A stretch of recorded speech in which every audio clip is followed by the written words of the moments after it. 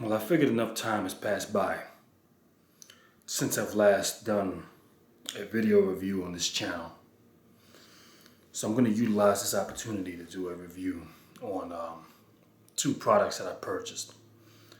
And I wanted to welcome you, for those who are newcomers to this channel, first-time viewers, or even first-time subscribers to this channel. And if you're into things of this nature, then this channel would suit your best interest to observe the content that's on it. Now, I know it's been a little while since I've last made a video on model railroads. And if anybody has taken a look at the last video that I did on model railroads, that was over a year ago, back in late 2012, where I pretty much did a video, or I think I did a 3-part video series as a HO scale combination, just showing numerous different locomotives and different train sets and mixing the different train concepts with the engines or whatever the case is, and just mixing it up with numerous different video clips just to make something interesting. Now, with that being said, I had every intention on doing the same thing with the O scale set that I have. But there were two issues. The issue number one, I really didn't have too many things to really display to make it very interesting. And number two, as I started to make these video clips, and I had taken numerous different video clips and I had uploaded them all onto my laptop. And some time ago, late last year or mid last year, my laptop had crashed. And I believe that all of the data that was on there was completely wiped out. Now, I thought the data was saved and backed up, but come to find out the backup drive that I was using just blatantly failed me and failed to back up anything of any value that was on that laptop. So that was the problem there. And the next thing that became an issue is most of the footage that I had on there for the O scale setup that I wanted to do, it didn't come out right. Most of it would have had to been scrapped. Because when I do videos, I like to make things look as realistic as possible. I use little stations that I use, and I try to make things accurate when I do things. And when I looked at how I had the train stopping, or if people would have even been able to board the station or the train in the first place, if you try to just use your imagination just to make it just a bit entertaining, it just wouldn't have added up, because most of the stuff was inaccurate that I was doing in the videos, even though the quality of the footage was good, but the way it was done just didn't come out good.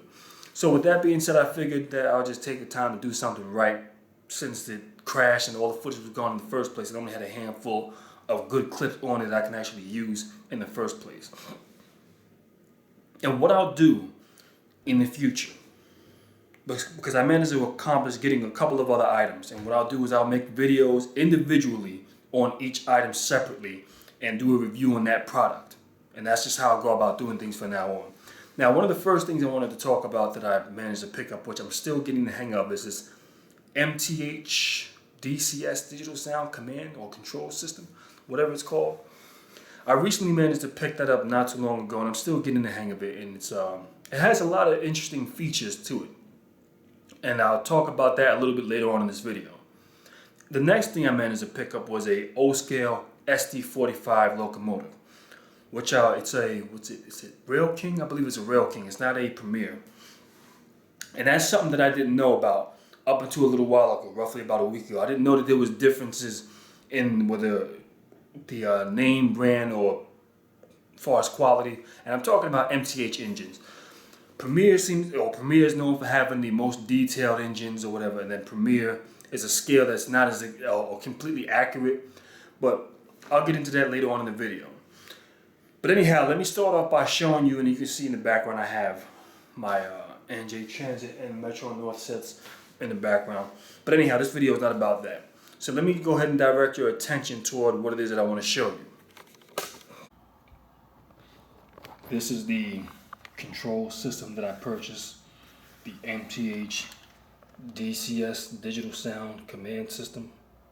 I don't know if you get a clear look at it here.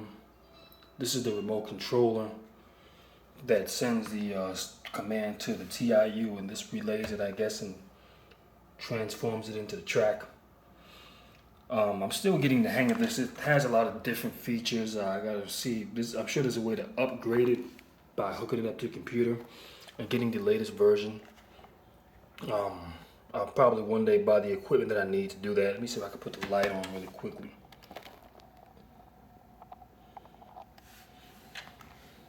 And you have to first start off by having it hooked up to your Rail King controller, and you turn this up all the way. And I just got this little wiring here. I'll probably buy something better down the line just to get everything set up.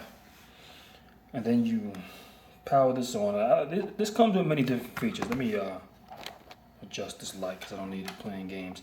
This comes with many different features. You can program different engines on it. I guess you call out to the engine that you're gonna run, and you go about it like that. I guess the more I learn, the more I'll figure what it is I gotta do, or more about this setup.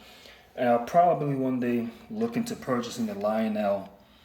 I think it's the Lionel Legacy controller, because I do have one Lionel engine that I have here on the layout. I might get a couple more before it's all said and done, so I'll probably just have both of them so I can have the best control system for both of these. But like I said, it comes with a bunch of different features, different sound effects and whatnot, and you can lower down certain volume and on certain things, like for instance the bell, the horn. Let me see if I can go into the menu. It comes with the sound system. You know, you have all of these different sounds that it works with, so it's actually pretty impressive.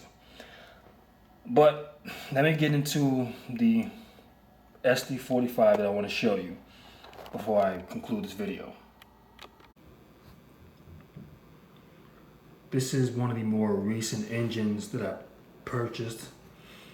I've had this locomotive for about 2 weeks now, and as you can see, this is an old scale SD45 locomotive. Now this is a Rail King locomotive, and this goes by the railroad name Hustle Muscle Great Northern 400, if I'm saying it correctly. And I do believe that this is a freight train. And this is the one thing that I recently found out, and I didn't even know this until 2 weeks ago when I first bought this locomotive, is that this is a Rail King size, or Rail King detailed. Now I didn't know that the Premier line and the Rail King line ran different details. I'm gonna put the light on so I can better show people what I'm doing. Now, when I looked at this and I first figured this out, I was a little disappointed after I figured it out after I got the engine home. But as time went on later on during the day, I'm actually glad that I picked up this locomotive for two reasons. Number one, SD45 locomotives are very difficult to come across in O scale. And number two, operating ditch lights. That's just two reasons I'm gonna name off the top of my head. Now, one thing with the Premier line is they're more detailed engines. They have, if you take a look at this engine, you see there's no vents or see-through vents that you would find in the Premier line. You don't have movable fan blades that you would find on the Premier line as well. So these are things that are, they're not deal breakers to me. The locomotive still looks, far as not as detailed, but it still looks like the image of what an SD45 will look like. It doesn't have the drainage holes that would be on the grates or the platforms, or let alone the steps. But as you can see, it does have two. You have your engineer inside, so you get a better look at that. You have your operator, and then you have your conductor, which is on this side. Well, not the passenger that's on the conductor that's on the platform, but this is what you have. You also have the this is where the marker lights would be, but you see there's no marker lights there. You have your headlights. Let me zoom out. And then you have your horn, and then you have a beacon light, which I believe that gives the locomotive a pretty good touch. Now you do have an operating smoke unit, and the one thing that I will say about this operating smoke unit is when you run it with this around the layout, the smoke builds up according to how much labor you put into the engine. So I believe that that's a pretty good look within itself.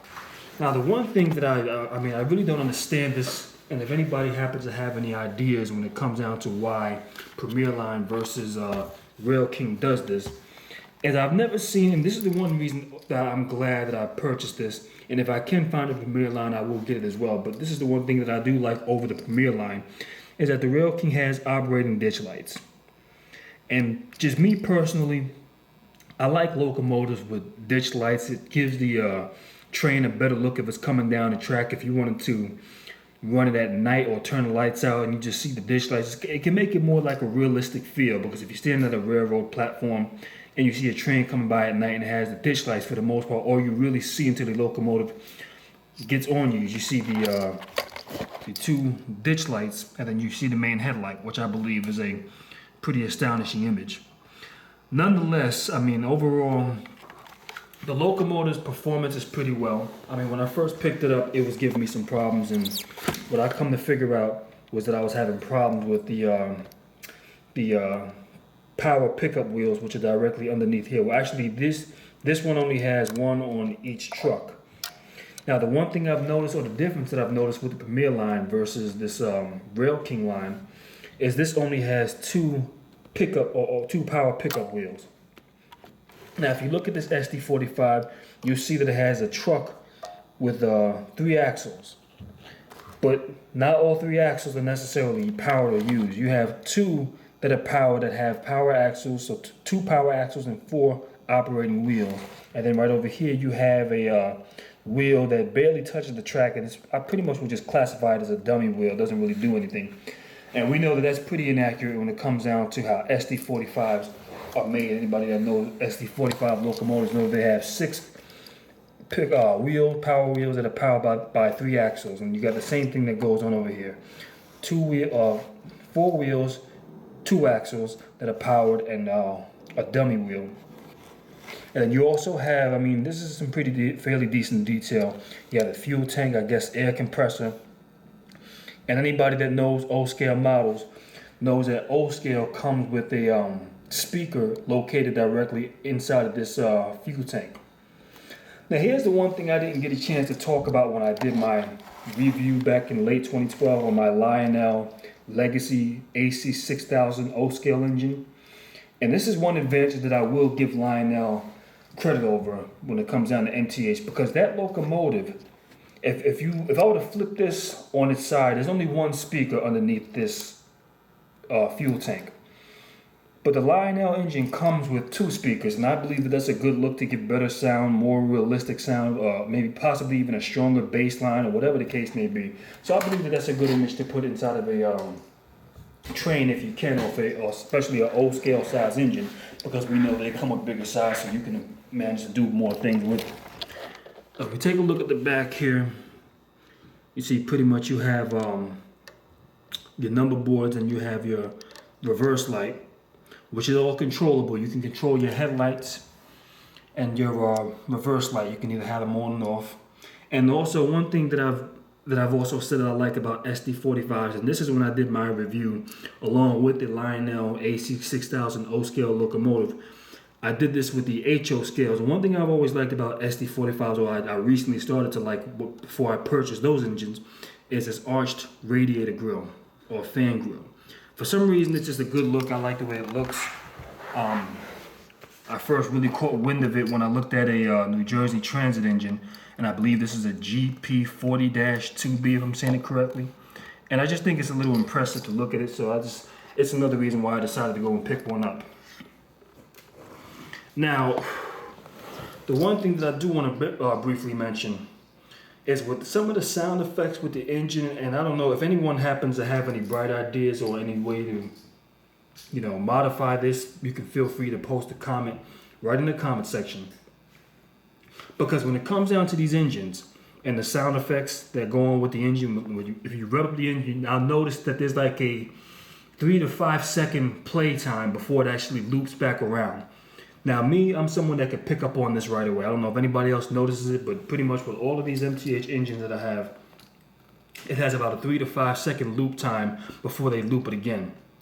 So pretty much you can hear the sound repeating itself over and over again, which I believe, or what I would think would be a better idea would be to allow the engine sound to play for about 30 seconds to a minute before you re-loop it again. That way it's not even that noticeable.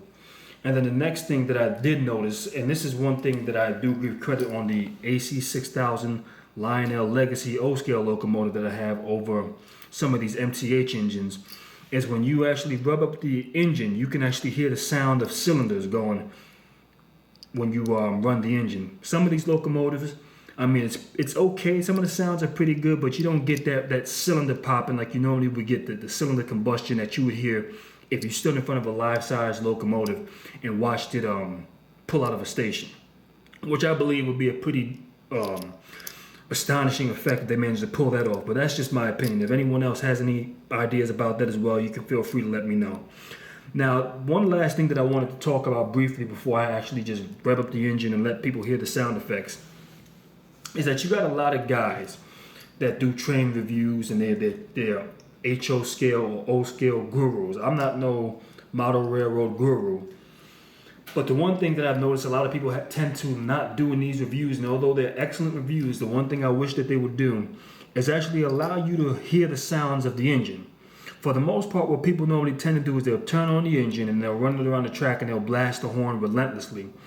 And there's nothing wrong with getting a feel for that horn, but once you got a feel for that horn, you want to let people get a feel for other things that the engine can do that will make somebody want to go out and buy it. Like for me, for instance, I might not necessarily be into a certain type of locomotive, but if the engine sounds good, I might go ahead and purchase it anyway.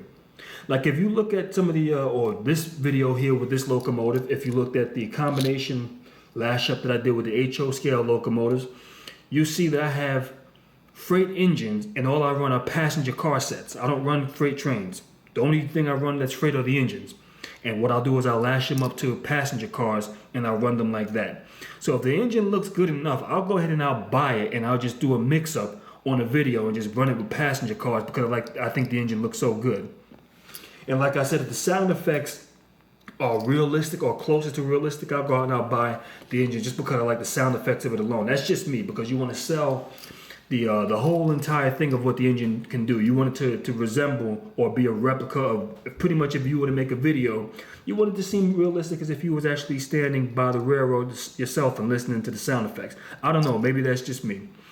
But that's one thing that I think would be a decent idea if people actually made these reviews and actually gave people the opportunity to listen to the sound of that engine revving up so they can actually hear how they sound, whether they can determine whether it's realistic or whether it's not so realistic or whether it matches that type of locomotive or whatever the case may be. So without further ado, I'm going to go ahead and I'm going to actually charge the engine up and I'm going to let people actually get a feel for the sound effects that the engine has.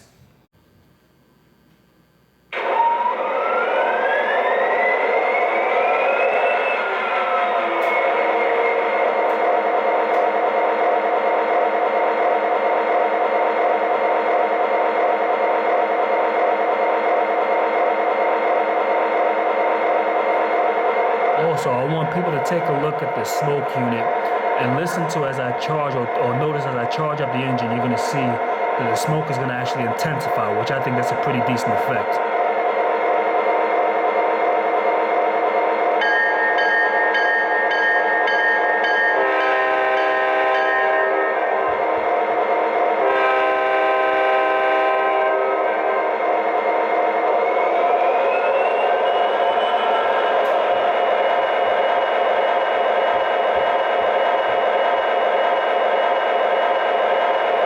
I'm going to run it from 0 to 8, and I'm going to let people hear each number and get a good feel for it before I switch over to the next one, because each engine goes up to 8 gears if I'm not mistaken.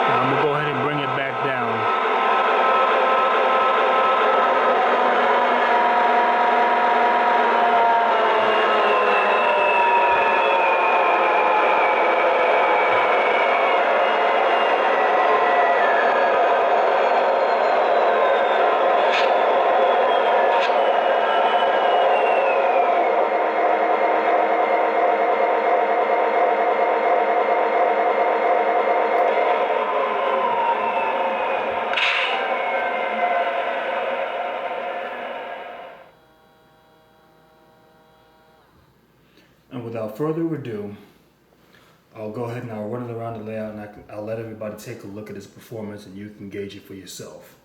Thanks for watching.